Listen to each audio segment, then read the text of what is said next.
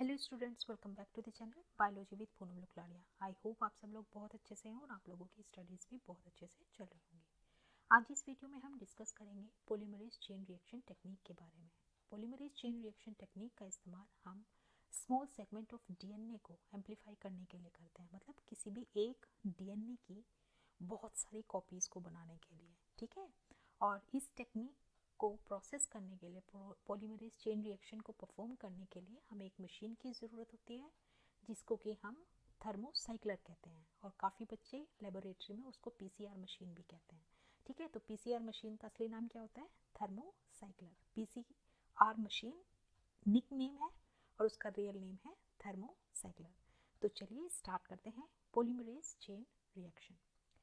Polymerase chain reaction जो होती है वो एक तरीके की सेल फ्री एम्प्लीफिकेशन टेक्निक है। कैसी है? सेल फ्री एम्प्लीफिकेशन टेक्निक, मतलब हम यहाँ पर जो हमारा डीएनए है उसका एम्प्लीफिकेशन किसी सेल में नहीं कर रहे हैं बल्कि सेल के बाहर कर रहे हैं, मतलब इन विट्रो कर रहे हैं। तो हम कह सकते हैं कि polymerase chain reaction is in vitro replication of DNA technique where we synthesise multiple copies of a segment of DNA, मतलब किसी भी स्पेसिफिक डीएनए सेगमेंट की मल्टीपल कॉपीज को जब हम इन विट्रो बनाते हैं, मतलब सेल के बाहर बनाते हैं, उसको सेल के बाहर उसको एम्पलीफाई करते हैं, उस टेक्निक को हम पॉलीमरेज चेन रिएक्शन कहते हैं।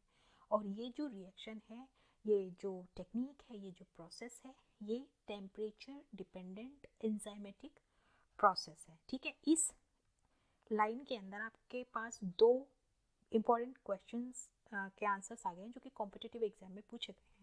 तो उसमें ये था कि पॉलीमरेज चेन रिएक्शन कैसी रिएक्शन है, मतलब सेल में परफॉर्म होने वाली रिएक्शन है, सेल के बाहर होती है, कैसे होती है? तो आंसर था सेल फ्री एम्प्लीफिकेशन टेक्निक।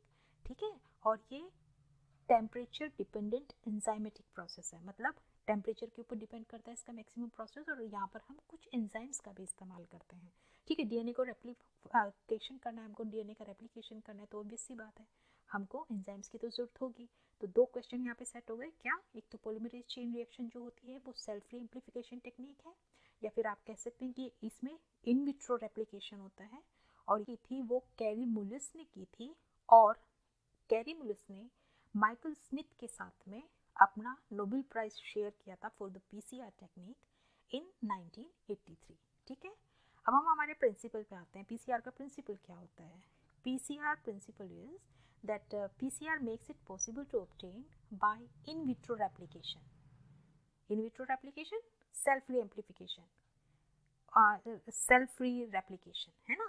तो in vitro replication means multiple copies of the DNA fragment from an extract by denaturation, renaturation, replication of specific piece of DNA. यानी कि यहाँ पे हम तीन प्रोसेसेस का इस्तेमाल करते हैं। क्या? डीएनए जो भी हमने एक्सट्रैक्ट किया है हमारे सैंपल से, उसका पहले डीनेचुरेशन करेंगे, फिर उसको रीनेचुरेशन करेंगे, फिर उसका रेप्लिकेशन करेंगे। ठीक है, और ये जो प्रोसेस है इसको हम कई साइकिल में रिपीट करेंगे, where same cycle will be repeated for about 20 to 30 time as per the requirement.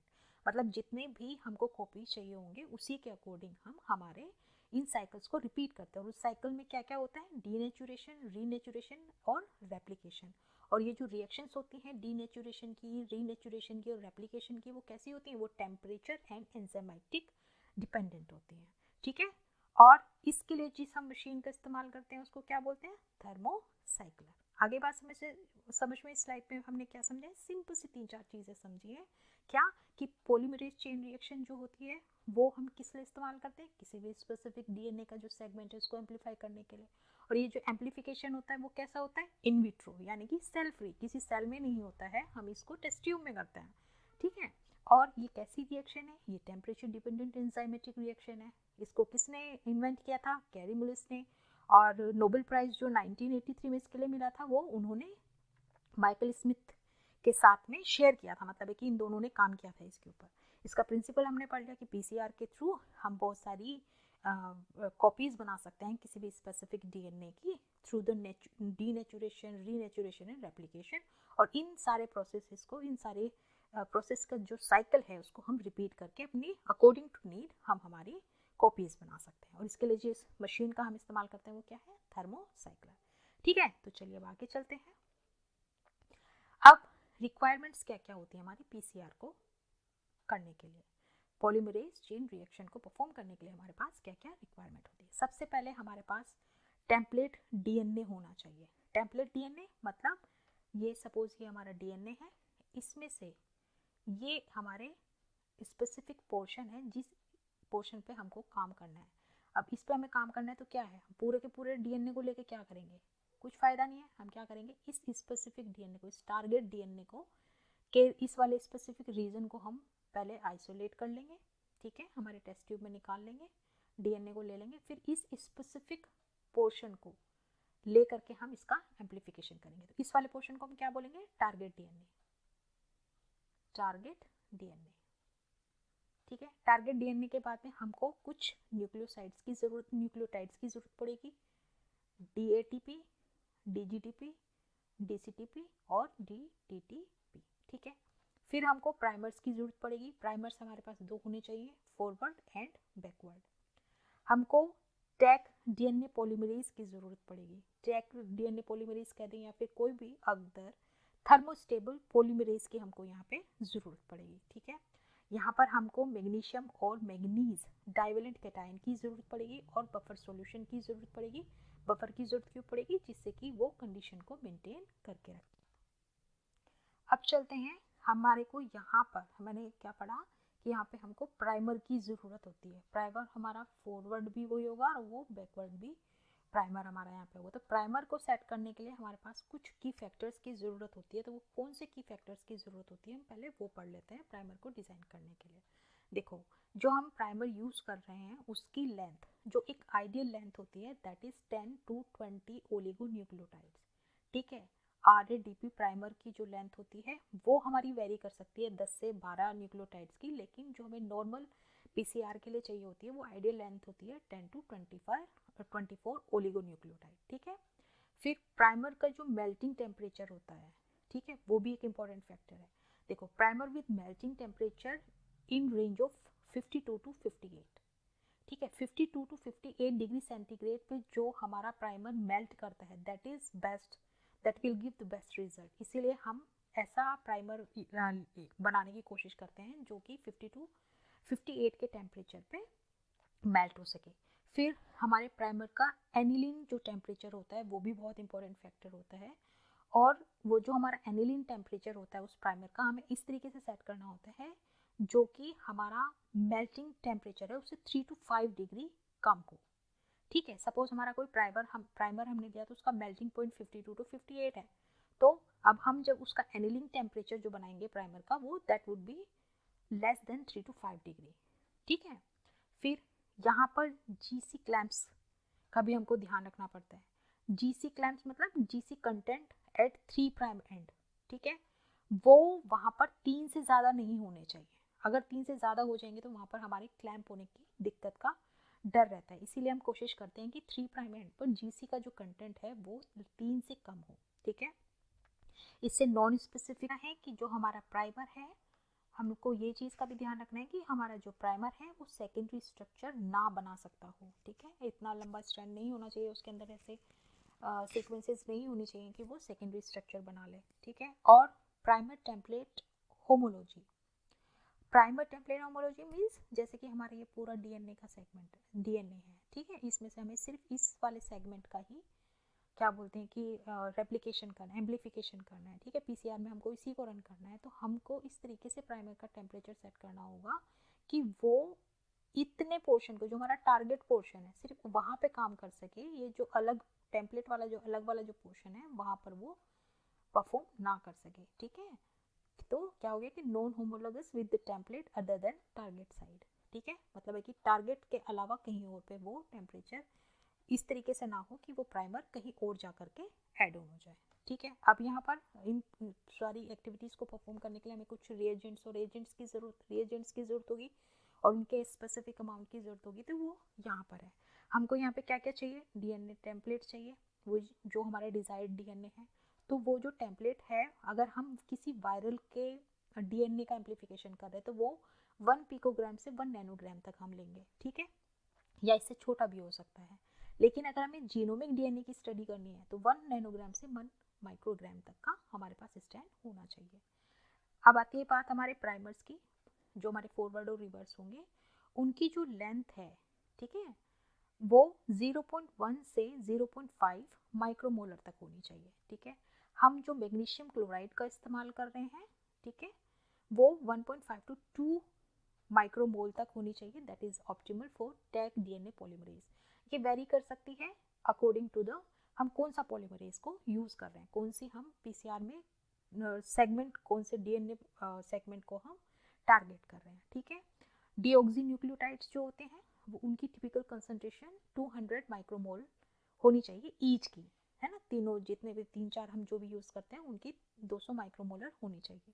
और टैग पॉलीमरेज 0.5 से 2.0 यूनिट्स पर 50 माइक्रोलीटर हमारे पीसीआर में यूज करते हैं। मैक्सिमम टाइम और हम क्या यूज करते हैं, और पहले से इस पे बहुत ज़्यादा क्वेश्चन पूछे जाते थे, क्या यूज करते थे हम लोग, टैग डीएनए पॉलीमरेज, जिसको क्या आइसोलेट किया जाता है फ्रॉम द थर्मस एक्वेटिकस। ठीक है, ये इसलिए ज़्यादा यूज़ किया जाता है क्योंकि एक तो ये सस्ता है और इजीली अवेलेबल होता है in comparison to the others.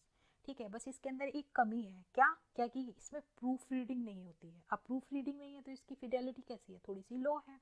ठीक है, यहाँ पे क्या होता है कि 3 प्राइम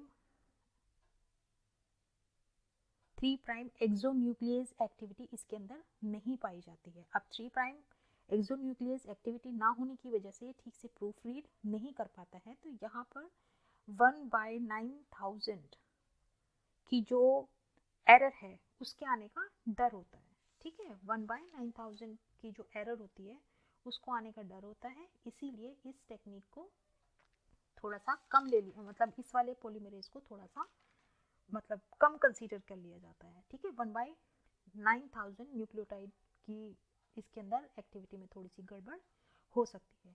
और इसके लिए जो हमें टेम्परेचर चाहिए होता है वो 72 डिग्री सेंटीग्रेड चाहिए होता है। और ये जो थर्मस एक्वेटिकस है इसको हम हॉट स्प्रिंग से लेते हैं, मतलब इस ऑर्गेनिज्म को हम हॉट स्प्रिंग से आइसोलेट करके फिर उसमें से ये पॉलीमरेज बनाया जाता है। दूसरा हमारा पॉलीमरेज है पीएफयू डीएनए पॉलीमरेज। ये पायरोकोकस फ्यूरियोसस से आइसोलेट किया जाता है। इसकी प्रूफ रीडिंग बहुत अच्छी होती है, इसीलिए इसकी फिडेलिटी को भी अच्छा माना जाता है, इसकी फिडेलिटी काफ़ी अच्छी होती है। ठीक, थर्ड है हमारा वेन डीएनए पॉलीमरेज। इसको थर्मोकोकस लिटोरेलिस से आइसोलेट किया जाता है और इसकी प्रूफ रीडिंग एक्टिविटी अच्छी है और इसकी फिडेलिटी भी काफ़ी अच्छी मानी जाती है। फिर है हमारा पीडब्ल्यूओ डीएनए पॉलीमरेज, इसको पायरोकोकस वोसी से आइसोलेट।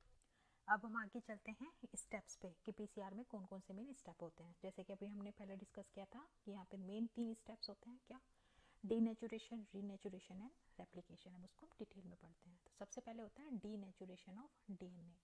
अब डीनेचुरेशन करने की क्या ज़रूरत पड़ रही है, देखो अब हमारे पास जो डीएनए होता है वो तो ऐसे होता है ना, डबल स्टैंडर्ड। अब उस डबल स्टैंडर्ड डीएनए के जो दोनों स्ट्रैंड्स हैं उनको अलग अलग हमको करने का जो प्रोसेस होता है उसको हम बोलते हैं डीनेचुरेशन। ठीक है, डीनेचुरेशन ऑफ डीएनए।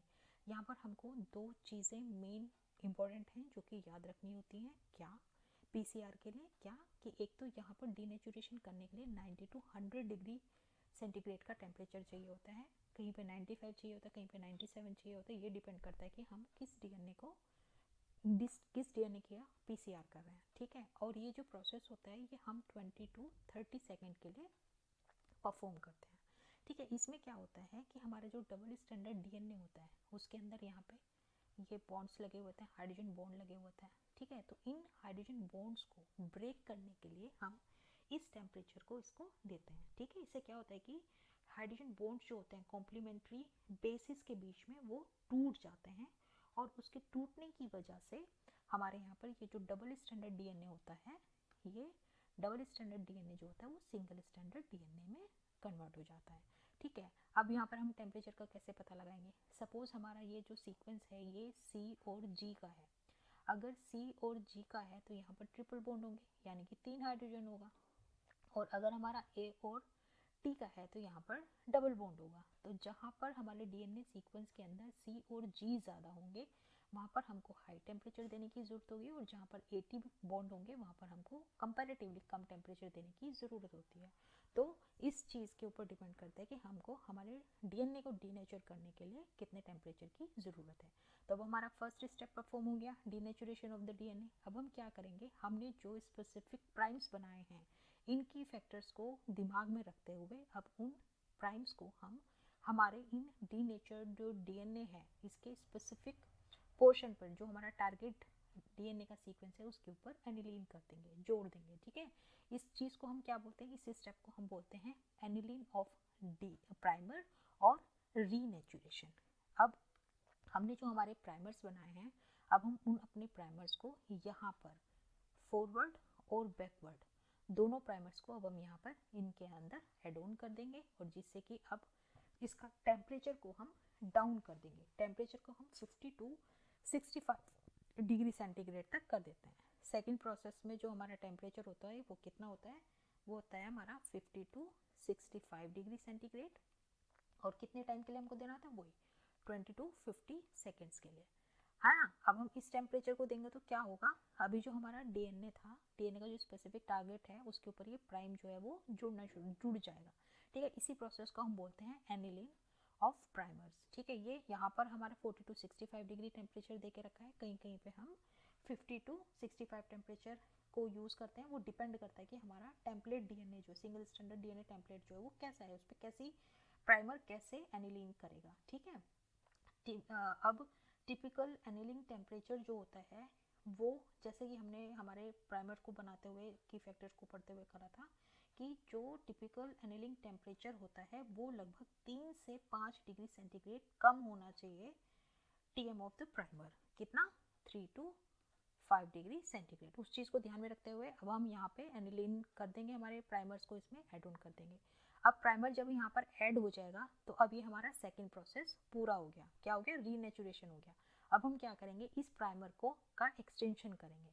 ठीक है, यहाँ पर क्या होगा, रेप्लिकेशन होगा। तो अभी हमारा प्राइमर लगने के बाद में अब यहाँ पर एक्सटेंशन का प्रोसेस होगा। प्राइमर जो है यहाँ पे हमारे टैग वगैरह जो भी हमने हमारे टेस्ट ट्यूब में डाले होंगे, टेस्ट ट्यूब बोल रही हूँ, उसमें क्यूवेट में डाले होंगे, वो अब यहाँ पर जो प्राइमर हमने डाला है टैग पॉलीमरेज डालने के बाद में जो हमने प्राइमर है वो अब एक्सटेंशन करेगा। एक्सटेंशन मतलब है कि सिंथेसिस करेगा उस स्पेसिफिक डीएनए का। तो उस एक्सटेंशन के लिए हमें जो टेम्परेचर देना होता है वो हमारा 72 डिग्री का टेम्परेचर देना होता है। 72 डिग्री का टेम्परेचर देने के बाद में क्या होगा कि वो प्राइमर जो है वो यहाँ पर रेप्लिकेशन स्टार्ट कर देगा। ठीक है, तो यहाँ पर रेप्लिकेशन हो जाएगा। तो ये 3 प्रोसेस ही हैं जो कि बार बार रिपीट होते रहेंगे।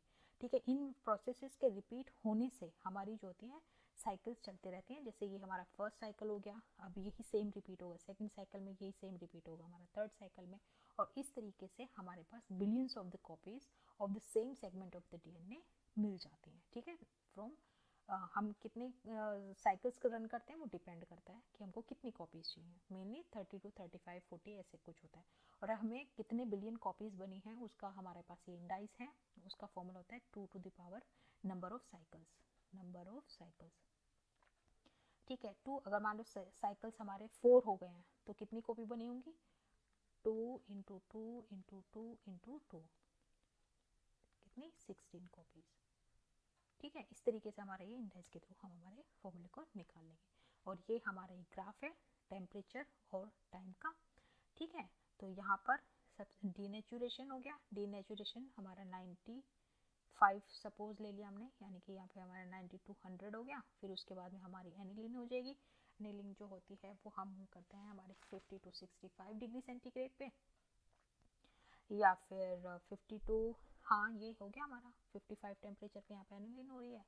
उसके बाद में इसका एक्सटेंशन हम करेंगे। एक्सटेंशन यानी कि हमारा डीएनए का सिंथेसिस जो शुरू होगा, है ना, तो वो एक्सटेंशन के लिए हमारा टेम्परेचर 72 डिग्री के लगभग हम रख लेते हैं। और यहाँ पे एक्सटेंशन हो जाने के बाद हमारा सेकंड साइकिल शुरू होगा, तो वहाँ पे फिर हमारा डीनेचुरेशन होगा, फिर एनिलीन होगा, फिर एक्सटेंशन होगा, फिर डीनेचुरेशन होगा, फिर एनिलीन होगा, फिर एक्सटेंशन होगा। इस तरीके से हमारी ये साइकिल चलती रहेगी।